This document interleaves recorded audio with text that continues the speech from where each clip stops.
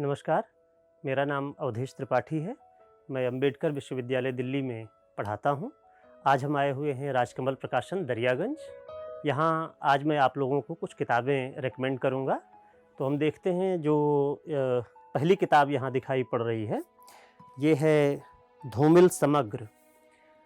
धूमिल 60 और 70 के दशक के हिंदी के सबसे ज़्यादा प्रमुख कवियों में से एक हैं और उनकी ये रचनावली 3 खंडों में राजकमल प्रकाशन से प्रकाशित हुई है। पहली बार उनकी समग्र कविताएं एक जगह इकट्ठा हैं। धूमिल की कविताओं में 70 के दशक में जो भारत की राज व्यवस्था के साथ, लोकतंत्र के साथ जो जनता का अंतर्विरोध था, जो सवाल थे, उनकी अभिव्यक्ति धूमिल की कविताओं में मिलती है। मैं आप लोगों को एक छोटी सी कविता पढ़ कर के सुनाता हूँ कि और जो चरित्रहीन है उसकी रसोई में पकने वाला चावल कितना महीन है, इस वक्त सच्चाई को जानना विरोध में होना है। और यहीं से अपराधियों की नाक के ठीक नीचे कविता पर बहस शुरू होती है। चेहरे से चेहरा बटोरते हुए एक तीखा स्वर सवाल पर सवाल करता है। तो धूमिल की कविता दरअसल सवाल की कविता है। वो राजसत्ता पर जनता के पक्ष से सवाल खड़ा करती है और ये 3 खंडों में प्रकाशित धूमिल समग्र आप लोगों को ज़रूर पढ़ना चाहिए। कुछ दिनों पहले ही झारखंड के मशहूर कथाकार रणेंद्र का उपन्यास गूंगी रुलाइयों का कोरस ये आया है।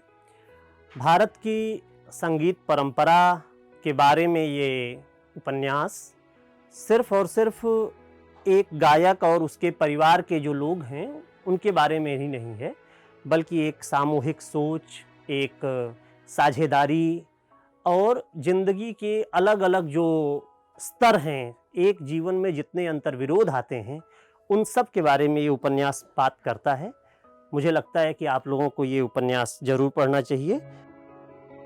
80 के दशक में हिंदी के एक मशहूर कवि हुए जिनका नाम है रघुवीर सहाय। रघुवीर सहाय की कविताओं का संकलन, उनकी समग्र कविताएं, रचनावली उनकी राजकमल प्रकाशन से प्रकाशित है। अभी कुछ दिनों पहले विष्णु नागर की द्वारा लिखी हुई रघुवीर सहाय की जीवनी असहमति में उठा एक हाथ ये प्रकाशित हुई है। रघुवीर सहाय के बारे में, रघुवीर सहाय की कविताओं के बारे में, उनके जीवन के बारे में अलग अलग पहलुओं पर लोगों ने छिटपुट लेखों में, संस्मरणों में बातचीत की थी। पहली बार है एक मुकम्मल तौर पर ये जीवनी सामने आई है, प्रकाशित हुई है। तो आप लोगों को अगर रघुवीर सहाय की ज़िंदगी में दिलचस्पी है, और सिर्फ रघुवीर सहाय ही नहीं बल्कि 80 के दशक का जो सामाजिक ताना बाना है, उस समय के मीडिया हाउसेस की जो हालत है, उन सब के बारे में आप जानना चाहते हैं, रघुवीर सहाय की कविता जीवन के किन स्रोतों से बन रही थी, अगर आप इसके बारे में जानना चाहते हैं तो आपको विष्णु नागर की द्वारा लिखी हुई असहमति में उठा एक हाथ ज़रूर देखनी चाहिए। हम लोग एक दूसरी पुस्तक जिसको आप लोग देख सकते हैं, ये है सदन झा की देवनागरी जगत की दृश्य संस्कृति। सदन झा इतिहासकार हैं और देवनागरी जगत, जिसको किसी समय देवनागरी जगत नहीं कहा जाता था, किसी समय वो एक हिंदी जगत या हिंदी जगत से भी पहले जिसको एक मुश्तरका ज़ुबान का, एक साझी संस्कृति का इलाका कहा जाता था, कैसे कैसे वो हिंदी जगत में और फिर देवनागरी के जगत में तब्दील हो जाता है। ये किताब एक तरह की सभ्यता समीक्षा है। हिंदी इलाके में किस तरह से दृश्य संस्कृति निर्मित होती है, ये पुस्तक उसके बारे में बात करती है। ये अपनी तरह का इकलौता काम है जो विजुअल कल्चर पे, विजुअल आर्ट पे बात करती है। मुझे लगता है कि आप लोगों को अगर ज़रा भी दिलचस्पी है दृश्य संस्कृति के बारे में, विजुअल कल्चर के बारे में, तो इस पुस्तक को देखना चाहिए। पिछले दिनों अनिल यादव की एक कहानी बड़ी मशहूर हुई, गौसेवक, और हम सब जानते हैं कि आज गौसेवक की एक अलग वैरायटी एक अलग रूप गौ सेवकों का हम लोगों के बीच में है। और लोग गौ सेवा के नाम पर, गौ हत्या रोकने के नाम पर मनुष्य की हत्या करने में नहीं हिचक रहे हैं।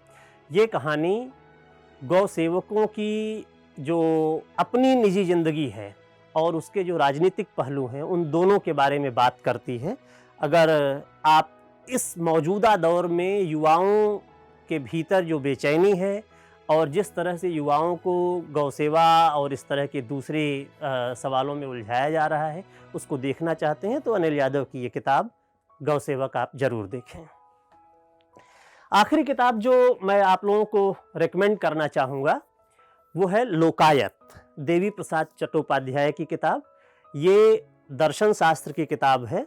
आमतौर पर जब भारतीय दर्शन के बारे में हम लोग बात करते हैं तो भारत की संस्कृति एक आध्यात्मिक संस्कृति है और भारतीय दर्शन आध्यात्मिक दर्शन है, लेकिन शायद ये आधा सच है, ये पूरा सच नहीं है। जिसे सबसे पहले जो किताब स्थापित करती है वो है लोकायत।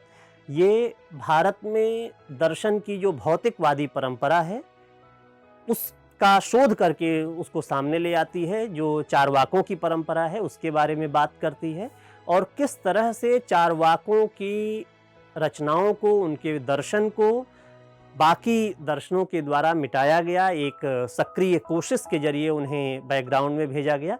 ये किताब आप लोगों को ज़रूर देखनी चाहिए। Thank you.